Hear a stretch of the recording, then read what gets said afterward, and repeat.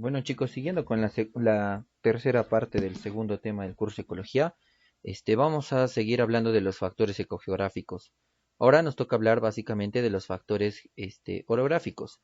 Un factor orográfico es básicamente aquel factor que va a hacer referencia específicamente a una barrera natural.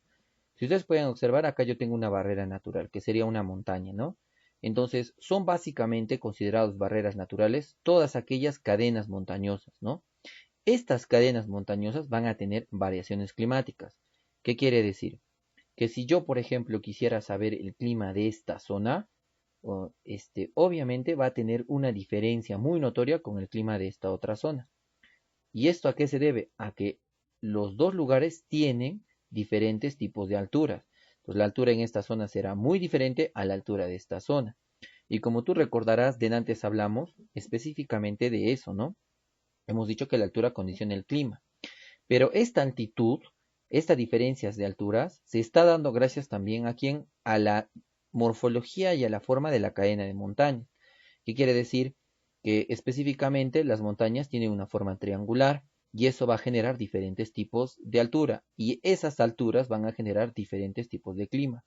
Lo que quiere decir es que si yo quisiera comparar el clima de esta zona, de esta primera zona, que sería esta, ¿no? Esta de acá, esta primera zona que voy a poner con check, con el clima de esta otra zona, obviamente habría una notoria muy importante, ¿sí? Entonces, si acá tenemos una serpiente, ¿no? Acá hay una serpientecita. Y esta serpientecita quisiera ir, ¿no es cierto?, a esta zona. ¿Sí? Va a dirigirse hasta esta zona. ¿Ustedes creen que esa serpiente va a poder realizar tremendo viaje? Posiblemente sí lo podría hacer. Pero lo que va a sentir es que cuando empiece a subir, va a sentir la diferencia de climas que se puedan presentar. Entonces la altura va a generar diferentes tipos de clima en el trayecto de la serpiente hasta esta otra zona.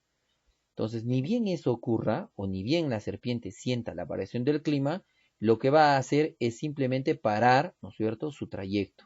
Entonces, no se va a dirigir hasta un lugar donde obviamente el clima no le permita subsistir. A eso que está generando la cadena de montañas se le conoce como básicamente una variación, ¿no es cierto? O una barrera natural, ¿sí? Entonces se está generando una barrera natural.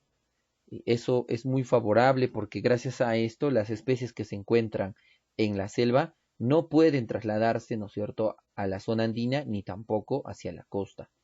Esto hace que las plagas que se originan, por ejemplo, en la selva, no se puedan dirigir a la zona andina, ¿no? Si nosotros desaparecemos esta barrera natural que está relacionado con el clima, ¿sí? Obviamente no vamos a tener, o el planeta o los ecosistemas no van a tener la forma de cómo controlar el flujo de especies hacia las partes más altas, ¿no? Entonces, eso hace un factor orográfico. Ahora, como ejemplo de factores orográficos tenemos las laderas de las montañas, la orientación hacia la iluminación, tenemos también que son las barreras naturales, o bueno, son barreras naturales lo que dije, ¿no? Y también tenemos las planicies, los mares, los valles y las quebradas. Luego tenemos a los factores geológicos. Los factores geológicos, chicos, son todos los que se encuentran dentro de la Tierra. O sea, estamos hablando del interior de nuestro planeta, ¿no? Entonces, al interior de nuestro planeta lo que vamos a encontrar es básicamente la composición de rocas, los yacimientos minerales, ¿no? Los afloramientos de sal, los volcanes, los sismos, los deslizamientos, los derrumbes, los huaicos, etcétera, etcétera. Si nosotros nos vamos básicamente a hablar sobre, por ejemplo, la actividad que tiene que ver específicamente con los volcanes, derrumbes y sismos, nos tenemos que, ¿no es cierto?, o tenemos que tener idea de algo muy importante que se llama las placas tectónicas, ¿sí? En la imagen o en la animación estamos viendo cómo se produce, ¿no es cierto?, el choque de dos placas tectónicas. A este proceso se le llama subducción. En el caso de nuestro país tenemos dos placas, una continental y una oceánica. Se entiende que la placa continental se encuentra debajo, ¿no es cierto?, de todo el territorio peruano y la placa oceánica debajo de todo el mar peruano, ¿ya? La placa continental se llama la placa sudamericana y la placa oceánica se llama la placa de Nazca. Esta placa de Nazca, chicos, tiene más fuerza que la placa continental y empuja. Ese empuje genera básicamente la cordillera de los Andes en esta zona, hace que esta zona se pliegue. El problema es que esta energía a veces es liberada y cuando hay liberación de esa energía, lo que se genera son sismos, puede generarse también deslizamientos y algunos derrumbes. ¿Sí? De tal forma que las placas tectónicas están condicionando a todos los seres vivos a la forma de la Tierra y específicamente a todo el comportamiento de los continentes en nuestro planeta. Gracias a estos procesos se ha formado la cordillera de los Andes, se han formado nuestros continentes y eso hace que un factor geológico sea importante en la morfología, en la estructura de un paisaje. Luego también tenemos, ¿no? Como les hablaba, de los volcanes, ¿no? Los volcanes, chicos, son básicamente puntos que tiene nuestro planeta para desfogar toda la energía producida en el interior. Nosotros tenemos básicamente un volcán, ¿no? Tenemos específicamente el volcán Misti, ¿no? Que, bueno, no nosotros, ¿no? Sino la ciudad de Arequipa. Pero uno de los volcanes más activos en Perú es básicamente el volcán Ubinas, que se encuentra en Moquegua. El volcán Ubinas, chicos, básicamente puede liberar bastante ceniza, pero esa ceniza que se encuentra acá, o ese vapor o ese humo, tiene una temperatura muy, muy alta, ¿no? Entonces, cuando se libera la energía, sale por la chimenea una fumarola que básicamente va a generar un flujo piroclásico que tiene una temperatura superior a los 400 grados centígrados, que haría que toda la vida que se encuentre cerca del volcán simplemente se quemaría, pero al instante se carbonizaría muy rápidamente. Entonces, los volcanes también se comportan como condicionantes. Justamente yo les hablaba del volcán Ubinas y lo que pasó el año pasado con las alertas que el IGM o bueno, que el Instituto Geofísico del Perú, que el IGP dio el año pasado, ¿no? Lo que pasa es que el volcán Ubinas hizo erupción y liberó bastante ceniza hacia la atmósfera. Esa ceniza, por las corrientes de aire, se dirigió hacia el sur de nuestro continente, hasta Chile. Y un día, en Chile, empezó a llover, pero llovía ceniza. Y la gente obviamente se estaba preguntando por qué ocurría eso, ¿no? Que el fin del mundo, o qué diablos estaba ocurriendo, todo lo demás, ¿sí? Y bueno, haciendo las investigaciones y averiguaciones, determinaron que esa ceniza está viniendo desde Perú y era del volcán Ubinas, ¿no? Si el Ubinas haría una gran erupción, Arequipa y seguramente que mucha parte de nuestro territorio y también parte sur de nuestro continente estaría seriamente afectado, ¿no? Entonces, es la forma en cómo condicionan los volcanes. Y esperemos que eso no pase, ¿no? Ya tenemos bastante con pandemias, ya tenemos bastante con gente que sigue jugando Jumanji y que obviamente nos está generando todo un problema. Así que esperemos que los volcanes sigan dormiditos, ¿no? Hasta que nosotros nos vayamos con Diosito. Hasta ahí, por ejemplo, ¿ya? Entonces, eso es lo que generaría.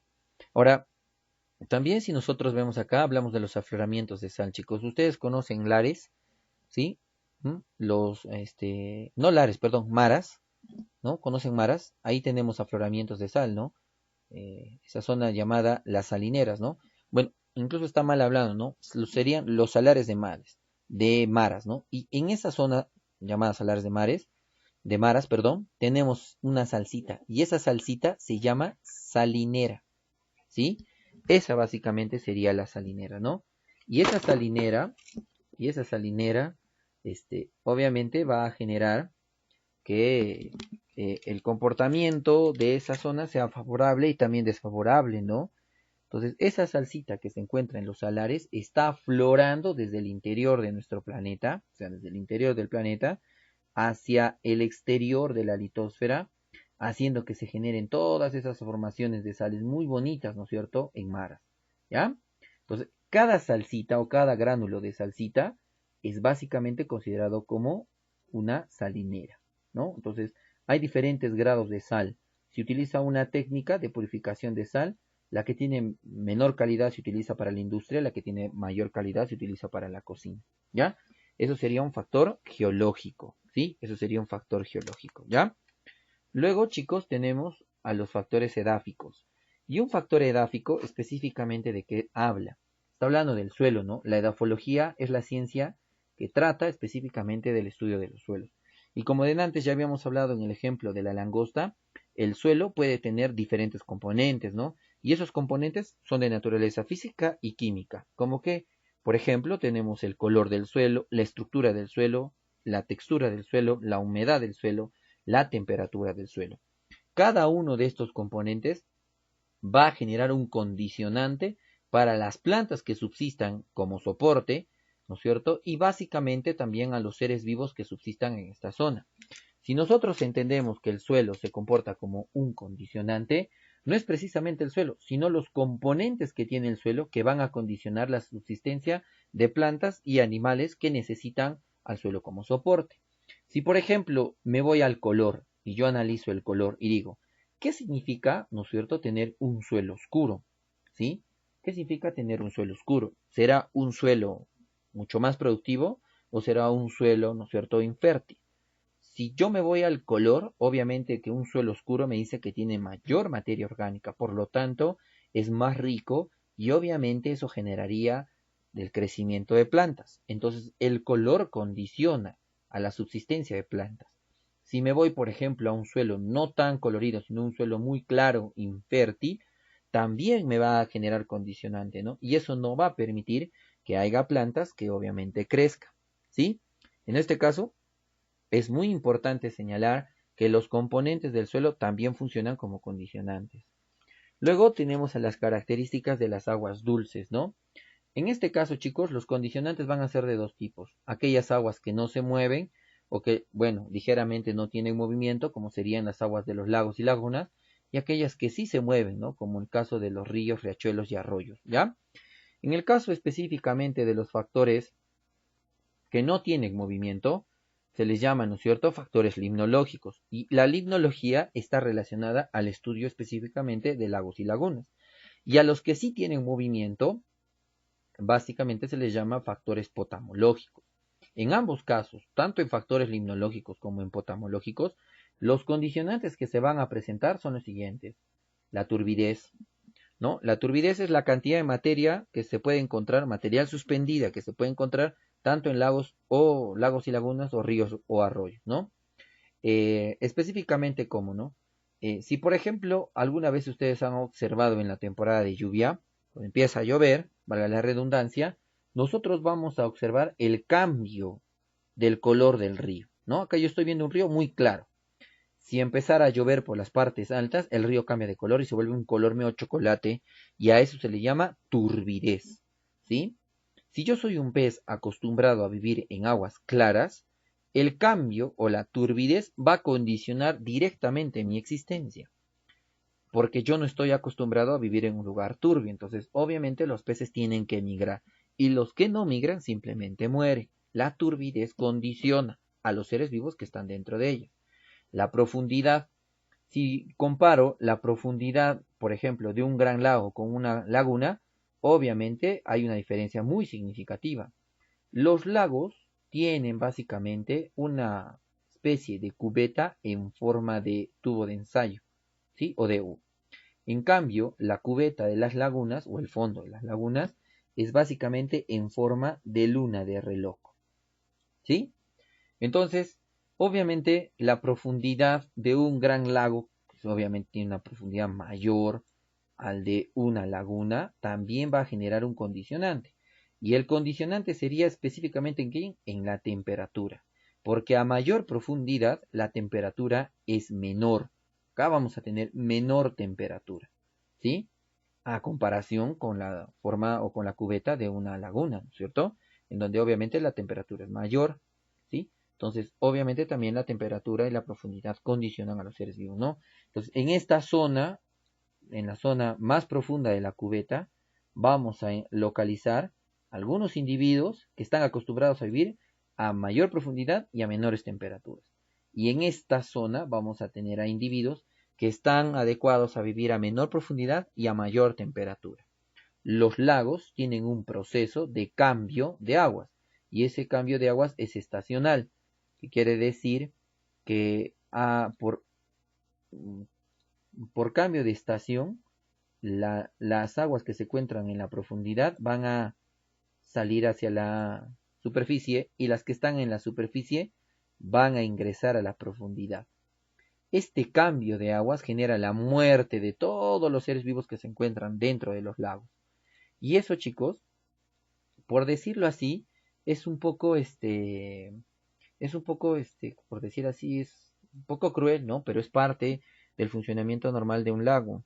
Eso genera la desaparición de todas las especies y genera la aparición de una de nuevas poblaciones que obviamente van a generar un recambio en el funcionamiento normal de aquel lago. ¿Listo? Luego tenemos, chicos, a los factores oceanográficos, ¿no? Tenemos acá los factores oceanográficos. Los factores oceanográficos específicamente, chicos, serían aquellos factores que están relacionados a los océanos, ¿no? Su nombre mismo dice, ¿no? A los mares oceanográficos, ¿no? Y esas son las características de los océanos, ¿no? Las corrientes marinas, la profundidad, la temperatura, salinidad, densidad, afloramientos de agua. Todos estos que aparecieron, todos estos serían los condicionantes, absolutamente todos ellos, ¿sí? En este caso estaríamos hablando de corrientes marinas, de la profundidad, de la temperatura, salinidad, densidad, afloramiento. Todos esos son los condicionantes, ¿no? En el caso, por ejemplo, de las corrientes marinas, vamos a entender específicamente esto con el siguiente proceso, ¿no? Acá tengo una imagen de nuestro planeta Tierra, ¿no? Acá está nuestro planeta Tierra, ¿sí? Este planeta Tierra, obviamente, lo que más tiene es agua que otra cosa, ¿sí? Y en nuestros mares hay diferentes tipos de corrientes marinas. En todas las partes de nuestro planeta hay corrientes marinas. En nuestro Perú solo tenemos dos corrientes marinas, ¿no? Entonces, la primera corriente que va a aparecer es la contracorriente oceánica o corriente del Niño, ¿sí? Que es esta, la que apareció acá. Y justamente va a llegar va a iniciar desde Baja California, desde los Estados Unidos, hasta, ¿no es cierto?, los 5 grados latitud sur en el departamento de Piura. Esta contracorriente oceánica ecuatorial tiene la propiedad de traer aguas cálidas, aguas muy calientes. De sur a norte viene otra corriente, que es la corriente peruana o corriente de Humboldt. Esta corriente tiene una característica de traer aguas frías, muy frías. Pero el movimiento de estas dos corrientes, específicamente la corriente peruana, es básicamente condicionada por el anticiclón del Pacífico Sur, que son corrientes de aire que se van a generar por el sur de nuestro continente, que van a facilitar la subida de la corriente peruana. Hay momentos, hasta ahorita no se sabe, pero específicamente tiene que ver con la temperatura del mar, recuerda la temperatura del mar, que el anticiclón del Pacífico Sur pierde su fuerza. Al perder la fuerza, el anticiclón no ayuda a que la corriente oceánica peruana suba de sur a norte y llegar hasta el departamento de Piura. ¿Eso que genera? Que la corriente del Niño o contracorriente ecuatorial tenga mayor fuerza y llegue, ¿no es cierto?, por decirlo así, a una zona que obviamente no está habitualmente acostumbrada. Entonces la contracorriente del Niño va a llegar específicamente hasta el centro de nuestro país. Toda esta zona desde Piura hasta Lima no está acostumbrada a recibir aguas cálidas, lo que generaría una migración masiva de peces de aguas frías hacia el sur del continente, ¿sí? Porque esta agua caliente o cálida va a afectar el funcionamiento normal de estos organismos, ¿no? Y obviamente la corriente oceánica peruana pues va a ser seriamente perjudicada, ¿no? Por este tipo de funcionamiento, ¿no? Entonces, es de esta forma como, por ejemplo, los factores oceanográficos pueden condicionar el normal funcionamiento de los seres vivos, ¿ya? Muy bien. Ahora vamos a hablar específicamente de los factores climáticos, ¿sí? Los factores climáticos, chicos, son básicamente conocidos como los factores más importantes, ¿ya? ¿Y por qué los más importantes? Porque los factores climáticos, chicos, son los encargados específicamente de distribuir plantas y animales. ¿Esto qué quiere decir? Que el clima va a tener muchos componentes dentro de él que va a funcionar como condicionante y los seres vivos se van a incluso agrupar y separar de acuerdo a la intensidad de cada uno de los componentes. Entonces, el clima, para redundar, son básicamente todos los fenómenos atmosféricos que se producen en un determinado lugar o zona. O sea, cada zona tiene un conjunto de fenómenos atmosféricos que se producen durante un año. A ese conjunto de fenómenos se les llama clima, ¿sí? Y la incidencia de estos conjuntos de elementos tiene que producirse en un año, ¿sí? Ahí recién hablamos de clima. E incluso hay algunos autores que pueden o hacen referencia que estos fenómenos atmosféricos también pueden ser conocidos como fenómenos meteorológicos o simplemente meteoros que inciden durante un año en un determinado lugar. Eso es clima, ¿no? Todos los componentes del clima, como radiación solar, presión atmosférica, temperatura, humedad, precipitación, los vientos y la nubosidad, son considerados factores climáticos y que van a incidir específicamente en el funcionamiento y en la distribución de los seres vivos. ¿Esto qué quiere decir? Que el clima ayuda a la distribución de plantas y animales, ¿sí? De nuestro planeta, ya sea en zonas continentales y ya sea en zonas oceánicas. El clima va a ejercer una distribución en plantas y animales. Y eso, muchachos, es de mucha importancia para la vida. Si ustedes se han dado cuenta, todo era clima, clima, clima. Y específicamente, ¿por qué? Porque los factores que hemos hablado anteriormente condicionaban al clima, ahora van a ejercer un condicionamiento directamente hacia los seres vivos. Pero no por ellos, sino por el funcionamiento normal del clima en nuestro planeta. Por lo tanto, el clima va a ejercer, ¿no es cierto?, una fuerza específicamente sobre el funcionamiento normal del planeta, distribuyendo plantas y animales. Si no existiera clima, no habría distribución de plantas y animales y obviamente no existiría la diversificación de vida que nosotros conocemos. Eso específicamente hace el clima. ¿Listo? Ahora, chicos, vamos a hablar de los factores físico-químicos. Un factor físico-químico, como antes habíamos hablado, son los que determinan relaciones ambientales. Ahorita vamos a hablar un poco de eso, ¿no? Dice que establecen nexos con las formas de vida. Muy bien, entonces para que nosotros podamos entender, vamos a hacer un pequeño diagrama acá para que ustedes entiendan. Los factores físicos y químicos, chicos, son los que establecen nexos. ¿Qué quiere decir? Que van a generar una conexión con todos los seres vivos. Entonces, voy a poner acá un factor físico con F, por acá voy a poner un factor químico, y por acá voy a poner un factor biológico. No tiene vida, un ser vivo, ¿ya? El factor físico, chicos, se relaciona directamente con el factor químico, ¿sí?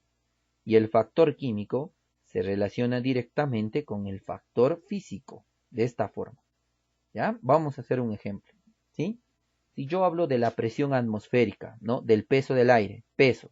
¿Qué sería peso? ¿Físico o químico? Claro, sería físico, ¿sí o no? Pero el aire tiene componentes, tiene oxígeno, tiene nitrógeno. Y esos componentes como oxígeno y nitrógeno, ¿qué componentes serían? Químicos, ¿verdad? Serían componentes químicos, ¿viste?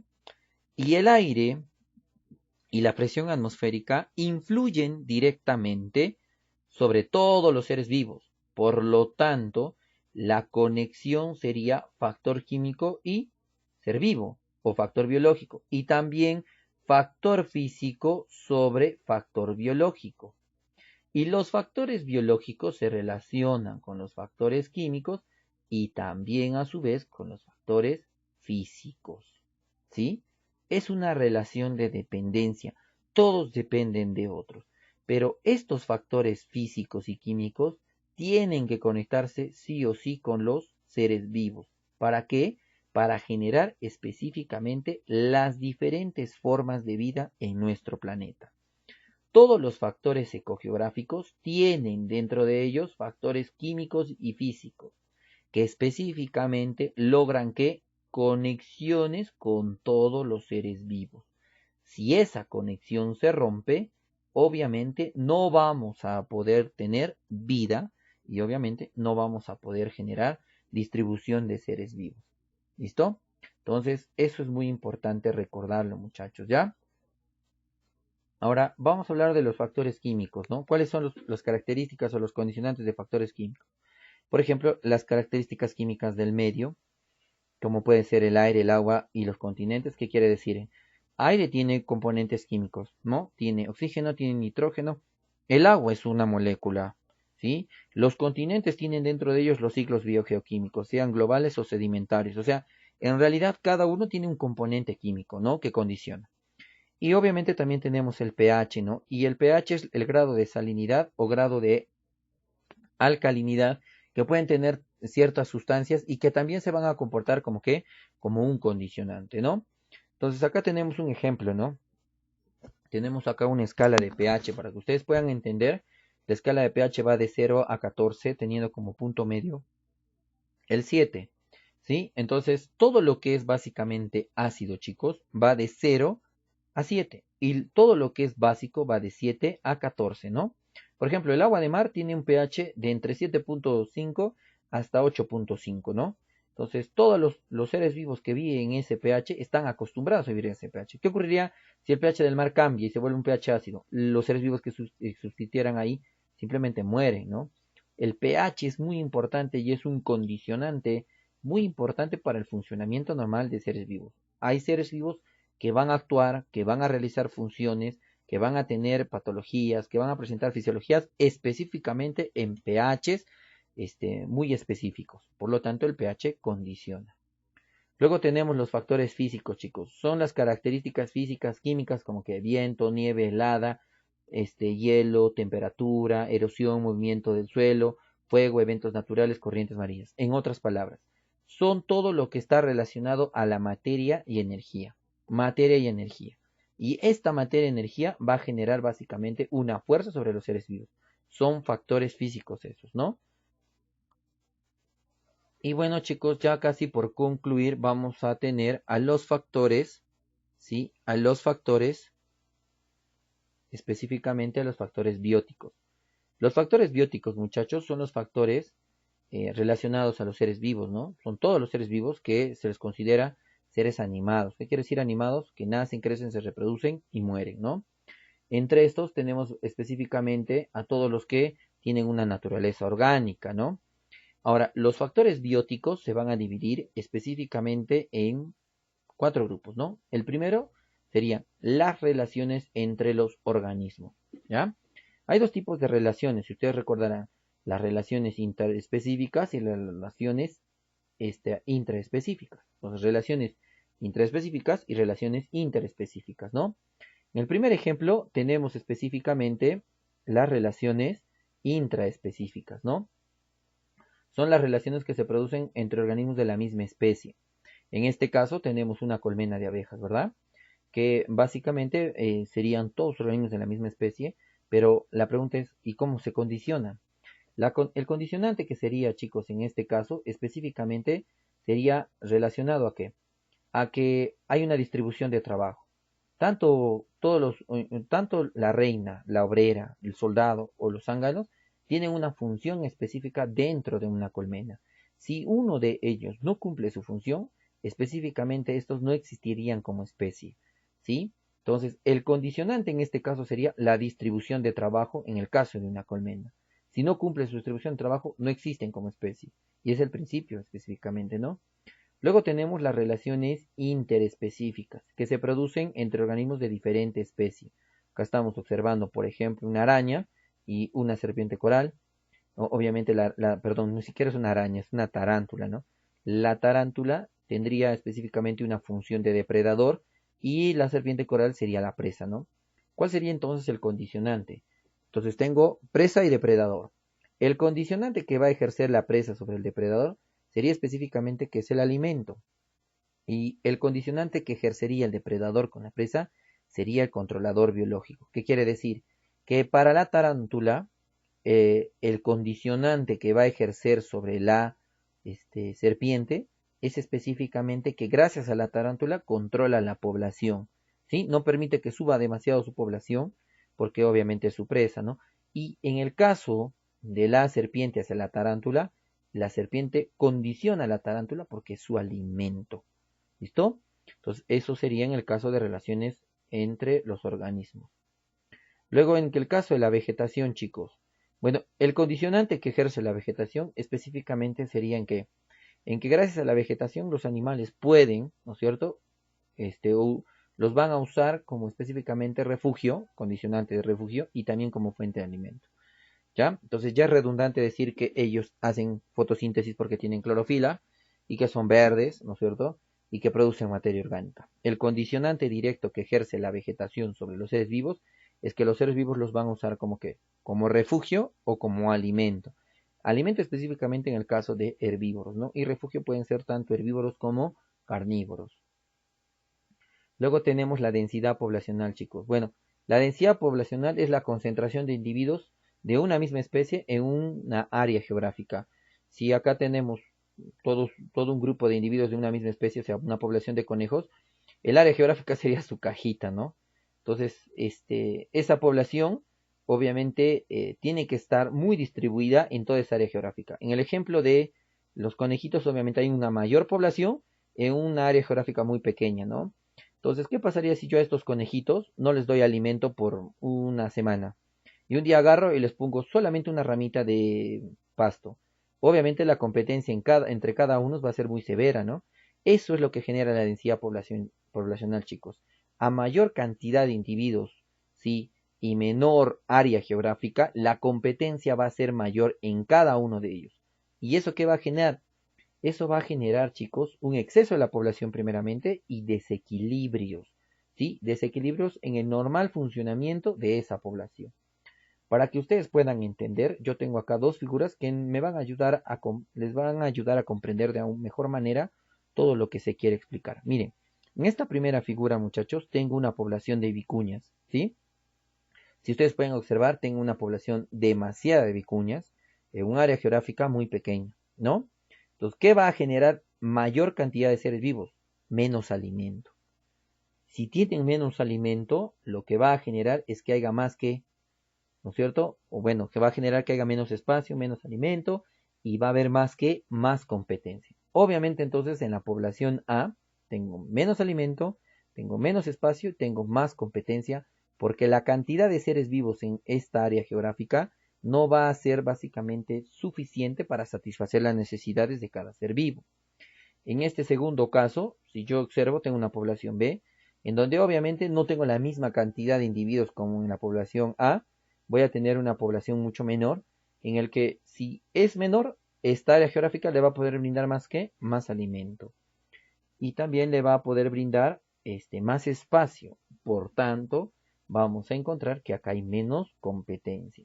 Entonces, esta disponibilidad de recursos naturales genera específicamente la diferencia, ¿no es cierto?, entre densidades poblacionales, que cuando es mayor hay desequilibrios y que cuando es menor todo está equilibrado y acorde a un funcionamiento normal de cada población. Y por último tenemos a todos los seres humanos, que somos considerados el mayor factor ecológico, porque gracias a nosotros, chicos, depende el funcionamiento normal de nuestro planeta. Supuestamente nosotros hemos llegado al nivel más alto de evolución biológica y eso nos ha permitido a generar una inteligencia y conocimientos y técnicas que los usamos para satisfacer nuestras necesidades de forma óptima, que básicamente van a generar alteración y modificación y transformación del ambiente, porque generamos tecnologías que destruyen, depredan, modifican ambientes y que por esa razón la influencia del hombre sobre el ambiente es muy importante y de acuerdo a las decisiones que nosotros tomemos, básicamente vamos a poder comprender, vamos a poder incidir en el funcionamiento de las poblaciones del planeta. ¿Sí? Entonces depende de nosotros, de nuestras decisiones. Si no, bueno, veamos lo que está ocurriendo actualmente. Gracias a nuestras malas decisiones es que estamos encerrados y que no le estamos dando chance a nuestro planeta, ¿no? O no le hemos dado chance al planeta de poderse recuperar. Pero ahora sí, ¿no? Esperemos que la resiliencia que esté produciéndose a nivel de todo el planeta sea favorable y de alguna forma sea algo muy positivo, ¿no? De la cuarentena, ¿no? Que el planeta se recupere un poco. Bueno, chicos, con eso sería todo el tema de factores ecológicos. Espero que haya sido claro, pero de todas maneras vamos a tener clases y que ahí espero sus sugerencias, sus preguntas y sus inquietudes. ¿Listo? Entonces, acá hay un pequeño chiste, solamente para hacerlos reír, ¿sí? Y espero que hayan entendido. Ya, mucho gusto, muchas gracias, perdón, estoy un poco nervioso. Muchas gracias. Será hasta una próxima oportunidad. Bueno, gracias chicos.